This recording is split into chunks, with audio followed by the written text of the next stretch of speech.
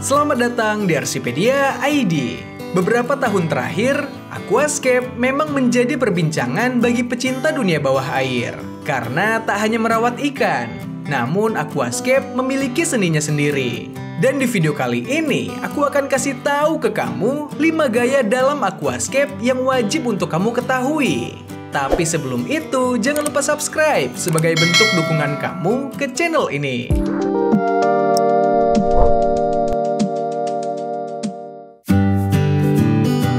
Pertama, Dutch Style. Gaya aquascape Belanda tidak menyiratkan penggunaan kayu, batu, dan material hardscape lainnya. Fokus utama ditempatkan pada pertumbuhan dan penataan tanaman air. Secara tradisional dan sejarahnya, akuarium yang ditanam orang Belanda dibandingkan dan disamakan dengan tanaman bawah laut. Namun berbeda dengan nature style, aquascape Belanda tidak dimaksudkan untuk menyerupai biotop tertentu. Penempatan dan pengelompokan tanaman yang rumit membantu menciptakan perspektif yang mendalam di dalam akuarium dengan saling melengkapi dalam bentuk dan warna. Syarat terpenting bagi aquascaper yang ingin mendekati gaya Dutch aquarium adalah memiliki pengetahuan yang luas mengenai tanaman air. Karena tanaman air merupakan komponen utama yang digunakan dalam aquascaping Belanda. Sangat penting untuk mengetahui cara menanam, mengelompokkan, dan menggabungkannya sehingga pengaturan akhir akan menjadi estetis untuk dilihat. Akuarium tanaman Belanda yang paling megah dicirikan oleh kepadatan tinggi, kaya tumbuhan, dan penggunaan warna serta tekstur yang halus. Teknik yang paling umum digunakan saat membangun gaya akuarium Belanda adalah terasering, karena teknik ini adalah yang paling optimal dalam menyampaikan kedalaman menggunakan tanaman.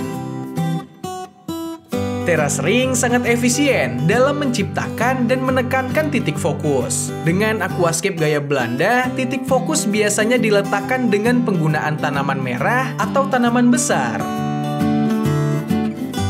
Menjaga rasa harmoni dan kesederhanaan sangat penting dalam penggunaan gaya ini. Mengingat lebih dari 70% dari lantai akuarium harus ditanam. Kontras adalah elemen kunci dalam gaya akuarium Belanda. Karena tanaman yang ditanam dalam kelompok dan kontras dipastikan akan memiliki variasi warna, tinggi daun, dan juga tekstur.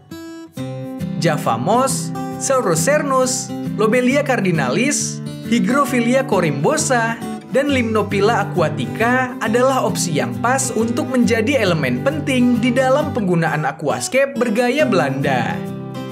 Sementara ikan tetra dan angelfish merupakan komoditi utama sebagai penghuni aquascape jenis ini.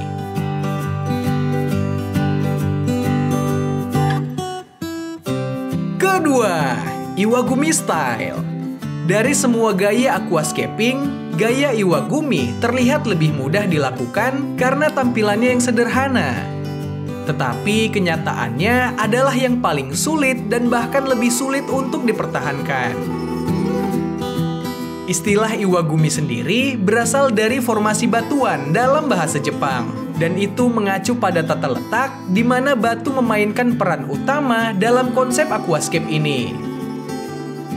Batu memberikan struktur tulang pada aquascape, sedangkan Sanzon Iwagumi adalah desain yang terbuat dari 3 batu utama, di mana 1 batu besar dan 2 lainnya kecil. Tidak semua aquascape Iwagumi bertipe Sanzon Iwagumi, yang berarti formasi batuan 3 pilar. Sebenarnya jumlah batu apapun bisa digunakan, asalkan jumlahnya ganjil untuk menghindari rasa simetri yang tidak diinginkan oleh penghobi. Seryuseki, Meten, dan Shou adalah batu paling populer yang digunakan untuk jenis aquascape ini. Pemilihan ketiga batu tersebut bertujuan untuk membangun sekelompok batu yang memiliki warna dan tekstur yang sama, namun berbeda dalam bentuk dan juga kontur. Oyaishi merupakan batu utama, yang terbesar dan terindah dari semua batu. Oyashi selalu ditempatkan di titik fokus akuarium dan Oyashi juga sedikit dimiringkan ke arah aliran air agar terlihat alami, lebih mirip dengan batu sungai.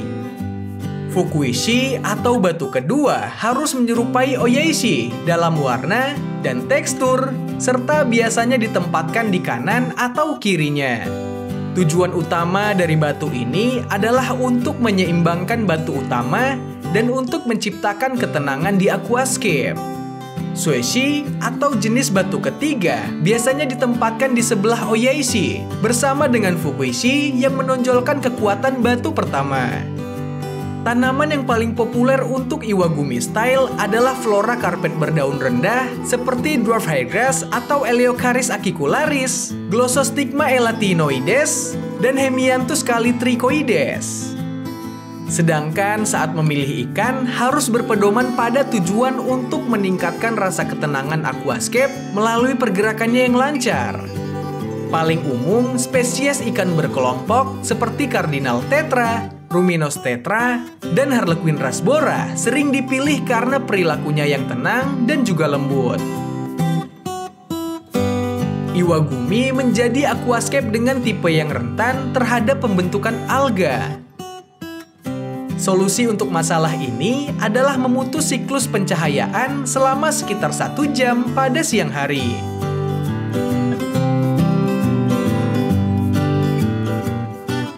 Ketiga, nature style. Aquascape bergaya alam adalah salah satu dari 2 gaya utama yang mendominasi dunia aquascaping. Konsep dasar estetika gaya alam telah diperkenalkan oleh akuaris Jepang Takashi Amano pada tahun 1990-an. Gaya ini sendiri memiliki asal mula pemandangan yang tumbuh secara alami yang terinspirasi oleh konsep berkebun Jepang wabi-sabi.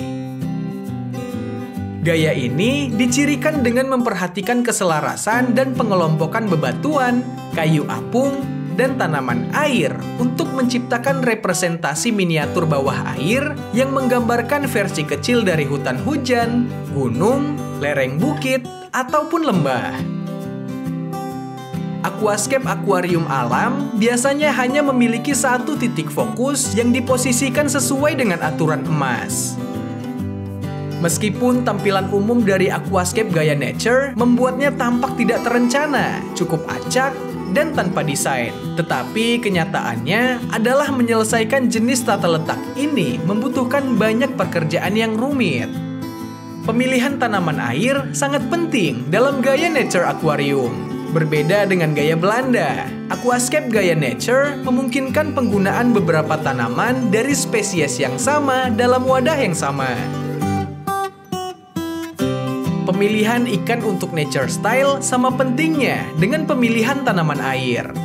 Red neon tetra, nose tetra, Harlequin tetra, black neon tetra adalah pilihan yang pas untuk aquascape gaya ini. Salah satu ciri nature style adalah berteknologi tinggi. Oleh karena itu, penghobi memerlukan tanaman dan peralatan khusus yang diperlukan untuk jadwal pemupukan dan pemangkasan yang teratur. Karena penanaman yang berat, sistem pencahayaan yang kuat, serta sistem CO2 menjadi wajib hukumnya saat membuat gaya aquascape yang satu ini. Termasuk pembelian filter eksternal, pemanas, dan alat uji keasaman kadar air. Sebagian besar masalah aquascaping alam adalah proses pertumbuhan tanaman dan pemeliharaannya. Tanaman tumbuh dengan cepat dan lebat sehingga membutuhkan pemangkasan yang konstan agar aquascape terlihat indah dan lebih alami seiring berjalannya waktu. Masalah umum lainnya yang sering ditemui dengan nature style adalah kontrol alga. Alga sering menjadi masalah setelah tata letak sudah jadi dan kualitas air tidak stabil.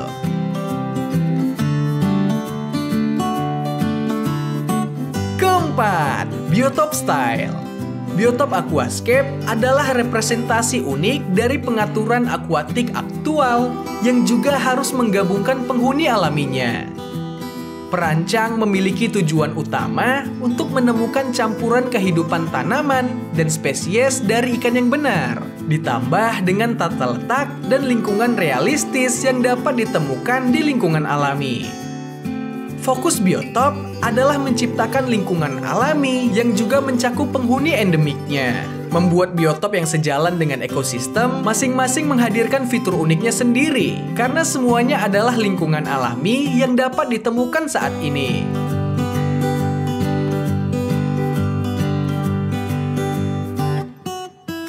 Biotop style ini membutuhkan sejumlah besar pengetahuan dan pemahaman tentang spesies tumbuhan dan ikan di daerah tertentu.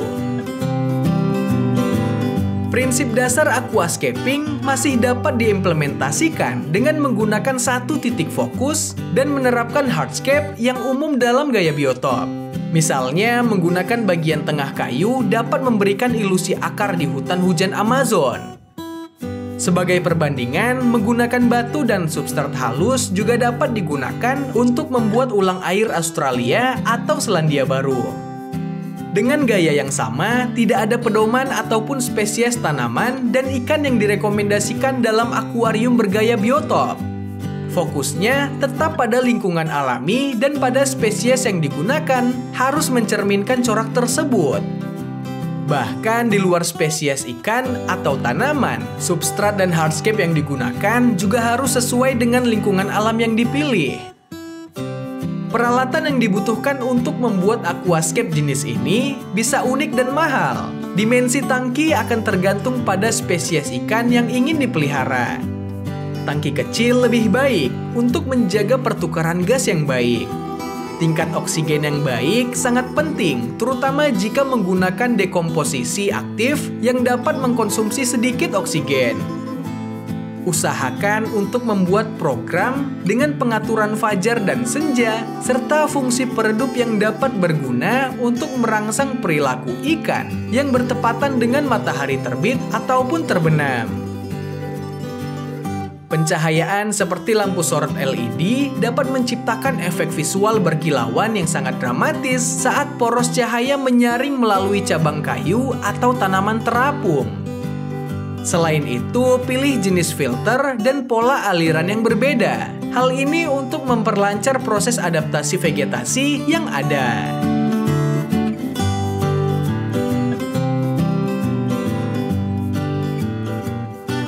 Kelima, Natural Jungle Style. Seperti namanya, akuarium bergaya jungle menggambarkan penampilan liar yang tidak terkendali dari lingkungan alam liar. Akuarium jenis ini tidak memerlukan pemangkasan tanaman setiap hari. Tanaman sebenarnya dibiarkan terlihat alami daripada dibuat-buat. Seiring waktu, vegetasi menjadi sangat lebat dan begitu tangki mencapai tingkat tertentu, semakin sedikit perawatan yang dibutuhkan. Akuarium gaya jungle memiliki sedikit atau tidak ada material hardscape yang terlihat serta ruang terbuka yang terbatas. Sebagian besar isi akuarium itu dihuni oleh vegetasi tinggi, berdaun besar, dan berbagai macam ikan. Gaya jungle tidak mengikuti konsep nyaman, bersih, dan tekstur halus dari akuarium alam.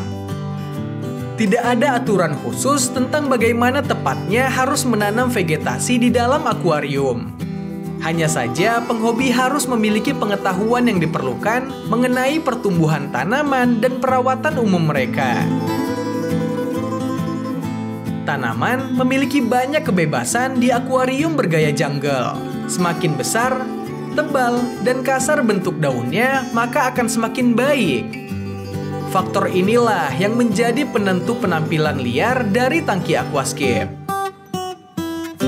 Cahaya dan wilayah sangat berpengaruh di akuarium bergaya jungle. Tanaman akan berusaha untuk mendapatkan tempat terbaik, tumbuh ke berbagai sisi, dan menciptakan efek bayangan yang rumit. Vegetasi yang lebat bermanfaat bagi ikan karena menawarkan rasa aman, tingkat oksigen yang baik, dan tingkat penghilangan nutrisi yang tinggi. Beberapa macam tanaman seperti Microsorum theropus, Bolbitis hediloti, Phalasneria americana ginjanti, dan Scrinum natans bisa menjadi opsi untuk dekorasi jungle style. Seperti halnya semua jenis aquascape, ganggang dapat muncul pada jungle style. Meskipun sejumlah kecil alga adalah normal dan bahkan diinginkan, namun jika keberadaannya di luar kendali, hal itu dapat menimbulkan masalah. Tingkat cahaya tinggi, substrat yang kaya nutrisi, pupuk cair, CO2, dan filter air yang baik sangat diperlukan untuk aquascape gaya ini.